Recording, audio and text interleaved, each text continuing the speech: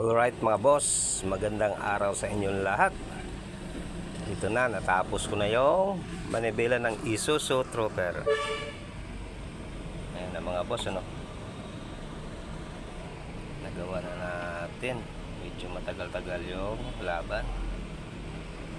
Nagawa na natin yung manibela ng Isuzu Trooper.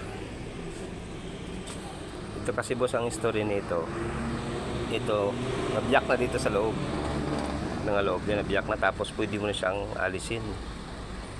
So ang ginawa ko rito, nilagyan ko siya ng sealant dito sa loob. Tapos tinalian ko ng garter. Bumili ako ng garter. Ito yung mga pinagbaklasan ko, ano, garter, napakarami niya, no? Yan. Ito yun, yung tinali ko dyan, bagong garter yan na 1/2. Pinalibutan ko ng tali ng garter yan.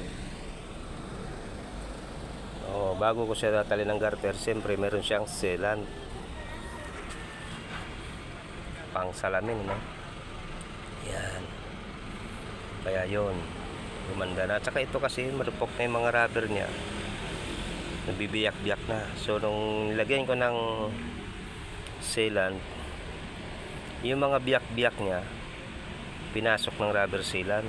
Ngayon yung tinalian ko na siya ng mahigpit, yung mga biyak-biyak no, napasukan ng rubber sealant. Ngayon naidikit ng maayos dahil mahigpit yung pagkatali ko sa mga garter. Ayan, no? Bumalik sa dati. So naman, napakaganda niya, ano? Ganda ng kuha niya, bumalik sa dati, no? Ayan, medyo ano lang yung video natin, ano? Iba yung kulay pag may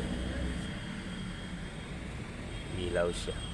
Ayan mga boss, yan yung update ng steering handle ng Isuzu. So mga boss, ayan na, no? Kita na ninyo, rubber sealant lang ang nilagay ko para mabuo siya muli.